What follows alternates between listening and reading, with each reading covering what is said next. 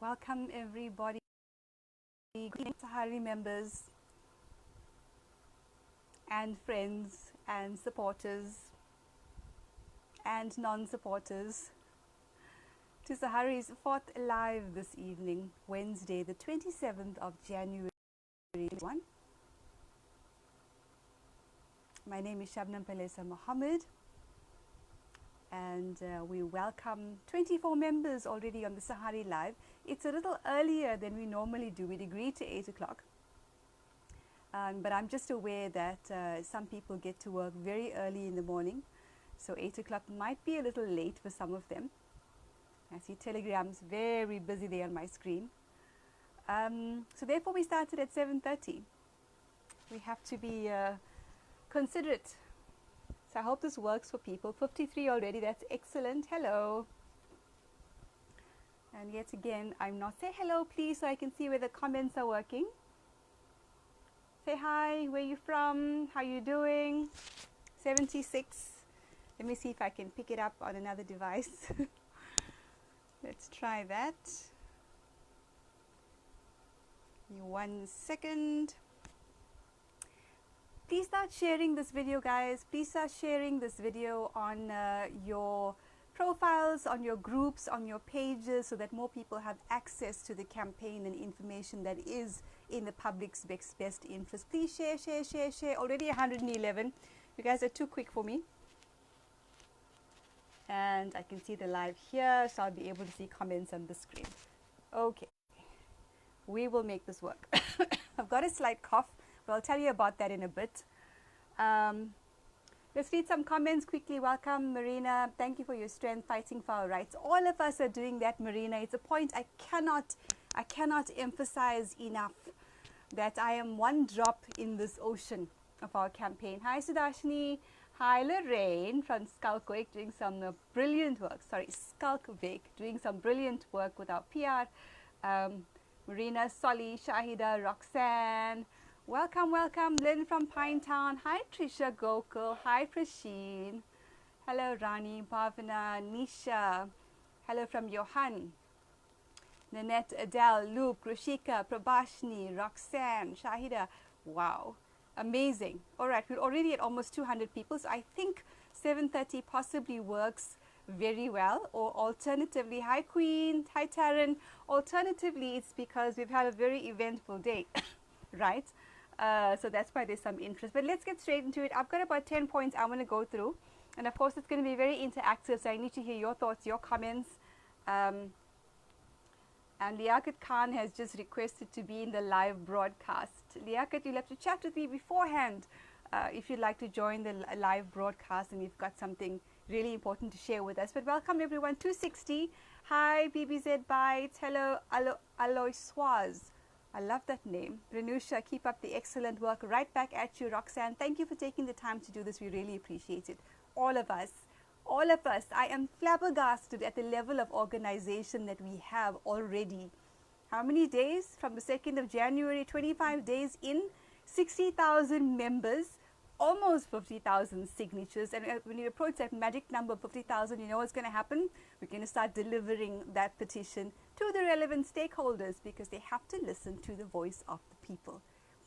We're determined to make that the position in our country. So the big news today, if you hadn't heard, was a presser that SAPRA did around 1:30 today. And I'm going to try and access this. I've got so many documents open that it's a little bit of a challenge. But basically the position is SAPRA has now said that they're going to allow controlled, compassionate access to ivermectin. And while it is a step in the right direction, given the fact that we're facing a pandemic, yes, 97% of people recover, but many of those are long haulers. They're still suffering from the effects of ivermectin. We're saying it's not enough. So we drafted a one-page statement that I'm going to read to you. If you haven't seen it yet, I'm not going to go through SAPRA. I don't think they've released a press statement yet. It's probably expected quite shortly. So basically what we said, and it's on the Sahari in a JPEG as well as a link to a PDF document. Sahari acknowledges with interest the words of SAPRA CEO Boitumelo Semete Makokotlela today, and her words, "It's important to note that SAPRA has listened and heard what the people have been saying about ivermectin. The program will be open to all patients. We will review every application as it comes through." Now, why that comment is so significant for me, Asitoki says, IVM for president. I agree. The people's medicine. Abdul Wahab, are there fees attached to this compassionate use? Great questions. All right. So first of all, I want to note that this quote by Boitumelo is very important because it says, we've listened and we've heard what the people have been saying about ivermectin. Now, I did two interviews yesterday. One was the interview with Michael Avery from Business Day, which I thought was really good. And the CEO was there. One of the points that I raised is that the voice of the people must be heard. And I'm going to keep repeating that. It's how we prevent a medical oligarchy from ruling over the voice of the people and not listening to what it is that we have to say. We're sovereign people. They are public servants. We have to keep reminding them of that, right? And then later on in a panel hosted by COPAC, exactly the same point. Listen to the voice of the people, right? So therefore, I think this quote was very significant. We've listened and heard what the people have been saying about ivermectin. Program is open to all patients. We will review every application as it comes through. Janet Pillay, you are my Shiro. I apologize if I missed some comments. Janine from Skalkweg, how many lives will be lost waiting for applications? That's the point, isn't it? Hello, Asia from Pietermaritzburg. All right. So, but I mean, that's the point, isn't it? 29 comments already, 383 people. So, our statement continues. It's 5 paragraphs. Sahari, a 60,000 strong civil society advocacy group for ivermectin access, says while the controlled compassionate access, very specific words, announcement by SAPRA is one step in the right direction, it's simply inadequate during a devastating pandemic. I mean, do you agree that it's inadequate in a devastating pandemic? Goes on to say, founder Shabnam Pelesa Mohammed says, and I quote, "In the public interest, we oppose complex, lengthy, and expensive Section 21 applications.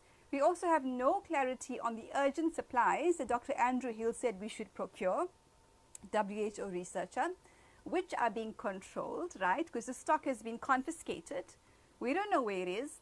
But certainly someone's going to benefit from the rollout, right? Because the demand is sky high, demand and supply. That's how it goes, the rule of capitalist economics. And we refuse tender corruption and agreements with companies that fund political campaigns. Now, that's the question I'd raised with the Honourable Ministers, William Kize, last week, Tuesday, I think it was, as to why it's being held back. Is it because people are fighting over tenders? I mean, what do you think? Wendy Hitchens, the people have spoken. Prashana Suktiya, well done. So proud of this forum. Thank you, Prashana. So am I. So we're against these tenderpreneurs trying to make a quick buck of our desperate need for ivermectin, the people's medicine. And we're also against companies that are going to jump onto the bandwagon now and say, oh, we're registered with SAPRA. We have capacity to do it. We need to do it. But behind the scenes, they're funding political party campaigns. Do we have a problem? I personally have a problem with that, but I'm not going to speak for you. Do you think that pharmaceutical companies who fund political campaigns should just be given these tenders to compound, manufacture, and import ivermectin into the country? I think it's a very serious problem, and we need to talk about it. Fiona Mansoor, I agree we need to be heard loud and clear on a different platform. It's amazing what we the people can achieve together with a common goal, and they will listen to us. We're near the finish line. I don't know, Trevor. I think it's a step in the right direction, but until we have full access to ivermectin, not through Section 21, yes, through medical practitioners, and informed consent, I don't think we're there yet. But it's also about the supply. It's who's going to supply it, who's going to manufacture, who's going to get the tender deal, and what happens after ivermectin. What happens the next time, heaven forbid, we have another pandemic and we need access to medicine, and SAPRA then plays this role again of gatekeeper and is not willing to listen to the voice of the people. It goes beyond ivermectin. I've been saying this every day. It's bigger than the ivermectin issue. It's about our right to health. It's about a failing and failed healthcare system, right? It's about our voice as the people in a democracy that's not listened to. It's about corruption and conflict of interest issues. SAPRA has members on their board with clear conflict of interest issues. And what we're saying as Sahari is that we want only healthcare workers that we feel are credible and honest and compassionate and know what they're doing, are innovative, are transformative, and respect the voice of the people to be on that board. If you've got a conflict of interest because you are on a board of another company that manufactures, say, vaccines, for example, we have a problem with that, because you cannot be objective in that case. Your funding for research comes from those companies. I cannot imagine how board members are approved to SAPRA when they have clear conflict of interest issues. And not just SAPRA, but the MAC, etc. as well, right? Janet Pillay, how will those sick at home gain access to ivermectin? Vincent Pillay, don't you think someone should be held liable for the lives lost due to this pandemic? Absolutely, Vincent. I mean, a class action is on the cards. Absolutely. People are dying every day that SAPRA drags its heels and makes us think that we've done this wonderful thing today. I wish I could be like super excited and just like, but I feel like it's a classic bait and switch. What's really changed between controlled, compassionate access and Section 121 applications that they've got no capacity to process, that doctors must pay for while patients are dying? They're complex applications. Mumtaz, Shabnam, any further delay is actually criminal. People's lives should not be pawned due to politics. It's utter rubbish. Morals and ethics out the window. Manisha Ramprasad, if you fund a political party, you should be exempt from any tender. Right? Joe Grant, SAPRA has been unable to expedite Section 21 approvals. How on earth will they have the capacity to expedite applications for deathbed use? I'm so glad our members can see this. And you were on that live today asking the right questions. I saw Sahari members were there. So I'm exceptionally proud of the level of interaction and the confidence you have in knowing that your voice matters, because it does. So let me just go through the statement as I'm reading your comments, right? We look forward to analyzing SAPRA's guidelines, which apparently are going to come through in the next few days, which must uphold the right to health, firstly, and empower our healthcare professionals. We firstly believe that SAPRA should we further believe that SAPRA should engage directly with Sahari as the largest ivermectin advocacy group globally. Now, the fact that we've not been reached out to yet is, for me, bizarre. It is the largest. 60,000 is the largest. I had a look again today. While other groups are smaller, we stand with them, we support their cause. Ours is the largest. And so certainly if SAPRA is serious about all of the statements it makes on its website, then it needs to be engaging with Sahari. And I'll have a look at that.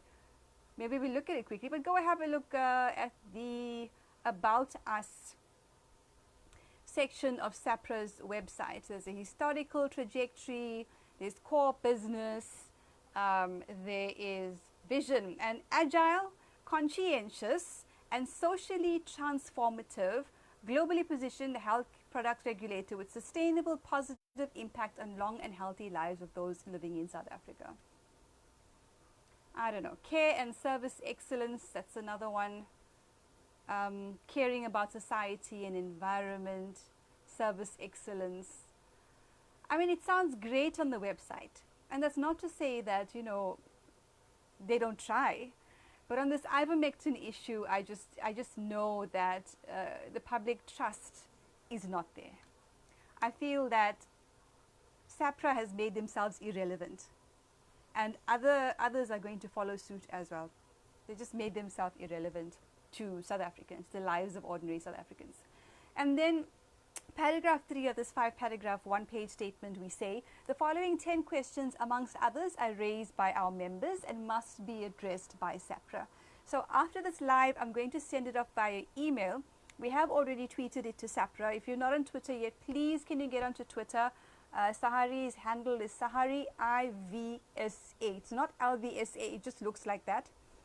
So you can retweet our content, you can tweet SAPRA, the minister, the president, other human rights organizations, the African Union, whoever it is you need to contact, and get active. It's a very powerful space. So these are the 10 questions. Number 1, is SAPRA aware that the COVID-19 viral load is highest before the symptom stage, which spreads COVID-19 amongst our people? The viral load is highest before you even have symptoms, right?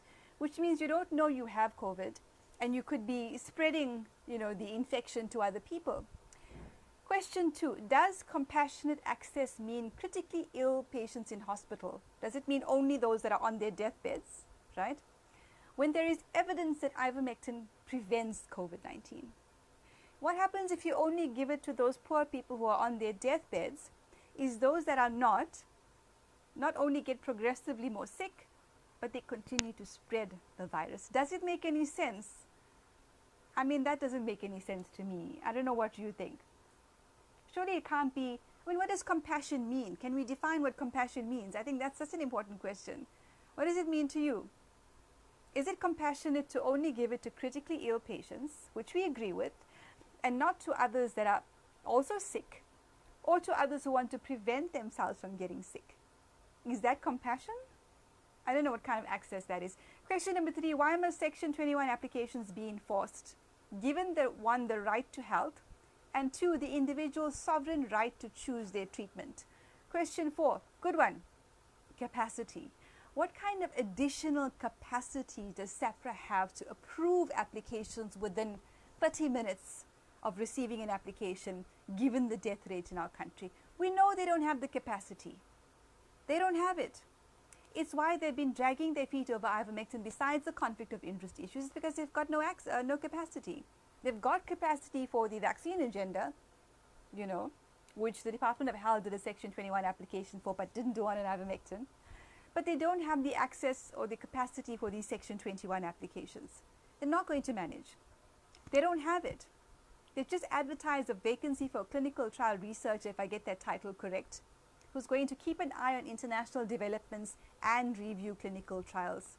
And I thought to myself, then who's been keeping an eye on international developments all this while that you missed ivermectin from March last year? From March last year. It's insane.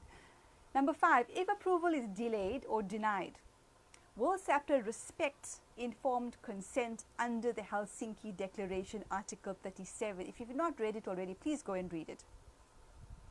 So what we're saying is, if they delay or deny approval, are they going to respect our right to informed consent to approve ivermectin treatment? Number 6, is SAPRA willing to engage in a public participation process in shaping its ivermectin guideline document campaign? Very important. There's been no public participation. Has been no public participation on the ivermectin issue. There's not. And so in shaping this guideline document, before they get it wrong and then we have to step backwards again, there has to be a public participation process, without a doubt. Right? And it's something they should look forward to and encourage. Number 7, will SAPRA report daily via its platforms on its ivermectin progress and the impact of ivermectin on COVID-19 infection and death rates? Just like we get on vaccines and we need that information from SAPRA, which we will analyze, on its progress in ivermectin and what impact it's having on COVID-19 infection and death rates. And then very important, number 8, how will the updates on ivermectin access be provided to the masses who don't have access to ivermectin or to SAPRA platforms? How are they going to know that 1, ivermectin exists, 2, that SAPRA has now taken one step forward in terms of access, and 3, what they need to do to get access to ivermectin? Now, I know for sure there's a campaign of defiance in our country. People are accessing ivermectin because they have a right to health. People are buying ivermectin and donating it to other people because that's what we do as South Africans. That is our Ubuntu in action. That is our solidarity, and nobody can stop that. If there's a black market that exists of people who are exploiting, it is solely SAPRA and their handlers' fault, not the people. Question 9, and we've only got 10 for them, right? Only 10. Is SAPRA engaging with the www.flccc.net, even that website Facebook has a problem with, group of specialists on ivermectin, which includes former South African Dr. Paul Marek? Very important question. Why are they not? I can guarantee they're not engaging with the FLCCC, and they should be. These are the experts who are researching not only treatment but ivermectin as a preventative. If they have not engaged them by now, what worth is that guideline going to be? And finally, will SAPRA share which companies are registered to import or compound ivermectin, and tell us who's already applied? That's public interest information. We're not interested in non-disclosure agreements. We need to know who's registered to import or compound and who has applied. Very important information for various reasons. What are your thoughts so far on the questions, Sahari members? What else do we need to be asking SAPRA for in relation to the announcement that they've made today? What else do you want to know? Because those questions are really important. We've got 310 people there. I'm just going to have a quick look to see if we're missing any questions here. It's a bit of a delay on the feed. But what else do you want to know? What are your questions for SAPRA? Because you've got brilliant questions, absolutely brilliant questions, and these questions need to be heard. Don't let anyone make you feel that because you're not a medical doctor that you don't know anything or that you're stupid. You have a voice, you have questions, they need to be asked. Paragraph 4 of 5, we draw SAPRA's attention to this quote from the NIH, and that's in America. Ivermectin has continually proved to be astonishingly safe for human use. Indeed, it is a safe drug with minimal side effects, that it can be administered by non-medical staff and even illiterate individuals in remote rural communities, provided that they have some very basic and appropriate training. This fact has helped contribute to the unsurpassed beneficial impact that this drug has had on human health and welfare around the globe. It's an unequivocal statement. So in light of that statement, what we're saying is we demand that all of our hospitals, clinics and community centers with nurses in the area be given urgent access to ivermectin, because most of our people cannot afford to go to private doctors, unfortunately. Those that can go to compassionate doctors for treatment, by all means, but the average person cannot. The average person with more than one person in their family cannot. And so therefore it's not as simple as go to your doctor. Access needs to be available in our public healthcare system on an urgent basis. Last paragraph. Sahari's petition has almost 50,000 signatures, which will be delivered to SAPRA, the Department of Health and others. Sahari supports sound legal action by individuals, groups and organizations it is affiliated to. It is also collecting affidavits from the public on the impact of ivermectin on their health. So you would have seen a Google Forms document collecting affidavit information, and that's being facilitated by the Human Rights Watch South Africa. So please provide us with that information. We need strong affidavits on what happened when you were sick. Number 2, what happened when you were treated with ivermectin? And number 3, what is your message to the authorities? Very important, right? So Sahari Civil Society Action Coalition, we're doing that to ensure that our country is never again brought to its knees to beg for the right to physical, mental and economic health. We should never again. And I'll close on the words of Joe Grant. Today, SAPRA cast one tiny pebble into the wave. The tsunami will soon arrive. And there's a double meaning in that. The one is that we know we're facing a third or fourth wave. Apparently, that's what they tell us. They aren't always right. But secondly, that the tsunami of the people and their views and their voices and their feet on the ground is also coming. So we have a meeting tomorrow evening with the Civil Society Action Coalition to mobilize for protests that are coming up in February. Please get involved, get into the Telegram national group and then into a provincial group because we are organizing. Thus far, KZN, Western Cape and Gauteng have provincial coordinators as well as Telegram administrators. Other provinces will follow suit. So that's our one-page response. It's on the Telegram groups, it's on Facebook. be sure to share it, understand it, and that's how we're working. We've also sent it to our friends in the media. I must say that there are a lot of media houses who are objective, were objective initially, where some others were basically calling ivermectin advocates anti-science. Let me tell you what, if you're against ivermectin, you are anti-science. I've realized that you've got to be anti-science. And I'm not only an activist, which is very close to my heart. I'm also trained in the law. So evidence is what I analyze, and I've analyzed the evidence for months now. Anyone that stands against ivermectin is anti-science. Maybe it's the training, maybe, you know, many people are taught to only think inside a box and not consider problem solving, etc., etc., but certainly that's something that needs to change. What are your other questions for SAPRA? What do you want to know? What do you want to know? Perhaps we can send them an additional list of questions. I think that would be great, you know, coming from the people. We've got 334 comments, and I can't see them on the screen. So I'm going to try and see them here instead. Oh, Isabel Elizabeth Oberholzer, I'm using ivermectin 1%. I have rheumatoid arthritis and fibromyalgia, very painful. I'm recording excellent results. I have no pain. Isabel, let me tell you, I've got a cough that's troubling me for a couple of days now. And it's troublesome even before interviews, even during interviews, I've got to try and take some cough mixture. And I'm not someone who normally turns to medication, right? And I started with ivermectin last night. I took 0.1 mils instead of the full 1 mil, right? So this is 1 mil here. I took 0.1. And within an hour, my cough had subsided. I said, okay, that's interesting. I took another 0.1.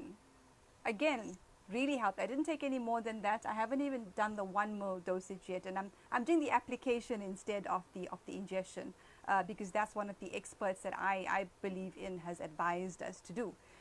And I had a great night's sleep, and I woke up without a cough, without that tightness and wheezing feeling, and refreshed. Even my sinuses felt better. And so I have a bit of a cough now because I've not done the proper dosage and the duration, but I'm going to continue with it. I'm very determined to do that. Let's do some, and of course I took it with Allergex because you have to take an antihistamine. I'm not sure where my Allergex is now. But it has to be Allergex non-drowsy, right, specifically, because as Terry Herholt, and that's a specialist that I believe in, says you've got to take an Allergex, an antihistamine, because while the ivermectin will deal with the parasites, there are microparasites that come out of those parasites, which the Allergex non-drowsy deals with. It's a bit of a complex explanation on manganese, etc. But we're going to have her on a show very shortly as well, so I'm looking forward to that. Aloy Swart Boy says South Africa can produce ivermectin. Very good. Tracy Telford, have a motion of no confidence on government.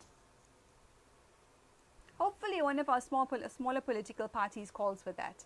I know many of them have been very active on the ivermectin campaign, and one of them, MP Imam, has informed me, which I am trying to remain circumspect about and not be too shocked about. But SAPRA has been summoned in front of the Health Parliamentary Portfolio Committee 2 weeks ago at least, and has not appeared yet. Where do you get that authority and arrogance from, where you're summoned in front of the committee and you decide, I'm just not going to appear? Where does that come from? So Dashni Lamba, there is no room for ambiguity. Every single person needs compassion. Absolutely. Look at some of your other comments here. Go to previous comments.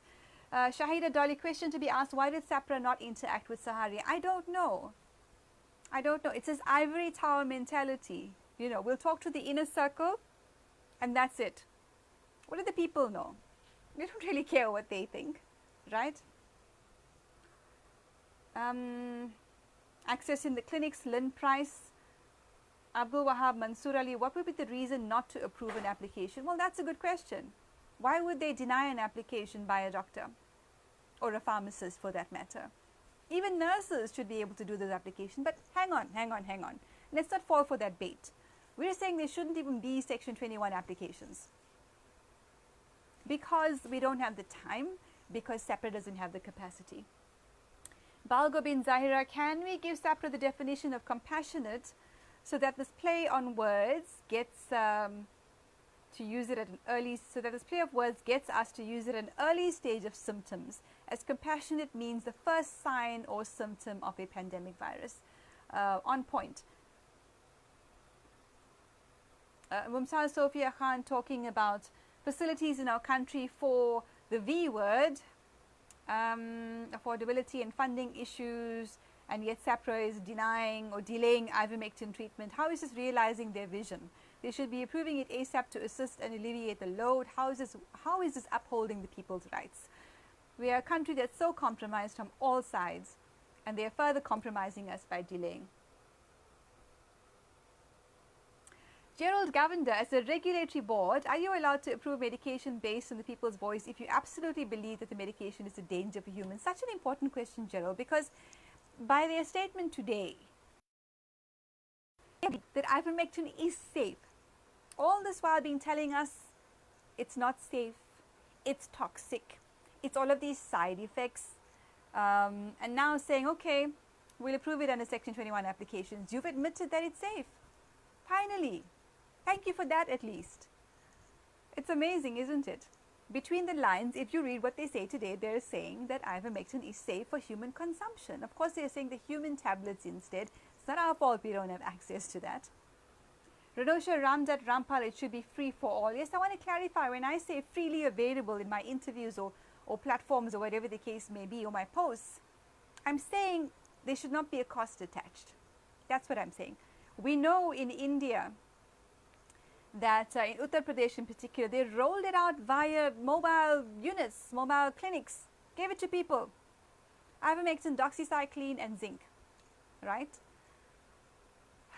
And ideally that should be happening in our country because we don't have the infrastructure. But having said that, for now we're going to go with medical supervision, controlled access via our doctors and our hospitals and our clinics. Really important. Raveen Sawaldas, tell SAPRA to please ask India for advice. One of the best countries in medicine, they're beating this pandemic, yet they have over 1 billion people, over 20 times more population than us. Sharon Daniels, thank you for your determination in assisting the people. Thank you, Sharon, for your determination. Omika said, if over 400 million can be spent to sanitize schools in Gauteng, you know, when I think of the money wasted and the pit latrine toilets that still exist in our schools, then ivermectin must be distributed to all citizens at no cost. Sali Raja, how is government going to pay for the vaccine in September if the new strain is only out now? How does that make sense? Well, that's a good question. They have said, the talking heads, that they're not certain it's going to work now that there's a mutation, etc., etc. But, we'll try. If it doesn't work, we'll go back to the drawing board. I mean, whose money is it anyway? Certainly some PFMA implications there. Pfizer appeared by them releasing it for compassionate use probably has two purposes. One, pacify the community to say that they're trying, and two, to manipulate the data. If compassionate use means only making it available to people who are on their deathbeds, releasing it only to these people is likely to produce data that has limited usage, because we all know it should be given early in the diagnosis to be the most effective. It's very sly. And there's obviously invisible strings being pulled behind the scenes here. All right, and that video has just disappeared. Let's go back to the page and find the video. All right. 383.7 brilliant comments. Sanjay Devichand, our family of 10 have taken Aloy Swatpur, University of Free State will start ivermectin trials for research. They've asked for doctors who use ivermectin to come forward. They're also looking for patients who use it. Fantastic. I know that WITS is apparently also doing the same. And of course, conflict of interest with vaccine companies need to be declared. Chantal Yodeline Vadivello, I wonder if any of the SAPRA members have taken ivermectin. Isn't that an interesting question? Thank you to all the relevant was there. I need to clean up my phone. Too much data on it. I have a photo journal if interested. Isabel, very interesting. SAPRA, why do doctors need to fill out a permission form to provide ivermectin? Vanessa, who are their sponsors? What else? Couple more comments here. Sanjay Devi, my mom's 75 and she's taken it, no problems. You know, to read the grief-stricken stories of people on the Sahari page of how they're suffering. One person saying, I've taken the ivermectin, I was ill, I've taken it, but now my fiance is in hospital and I can't get ivermectin to him, he's on a ventilator. Lorraine Robertson from Skalkweg, I want to know who audits the SAPRA annual financial statements. If it is AGSA, then it should be right to Sakani. I know her. Do what you need to do, Lorraine. Do what you need to do. Let's look at some other comments. Obviously, we're not going to get through all of them, but I'm certainly going to try to read a lot of them. And we're going backwards. Tracy Talbot, can it be approved that ivermectin be administered at a chemist at the discretion of the pharmacist? Good question. Trevor Ramana, it is evident that government leadership and SAPRA are more roadblocks and gatekeepers. William Keyes has said multiple times that they engage with bodies all around the world for expert advice. No, they don't. On ivermectin, no, they don't. And you know what's really annoyingly funny is when they say, but ivermectin has all of these side effects, and you know, we don't know what could happen. And in the very next soundbite or interview, but all medications have side effects. You know, the vaccines will have side effects. Really, can you make your mind up? Can you make your mind up? Really? Let's look at a couple more comments before we continue with the points I have on my list.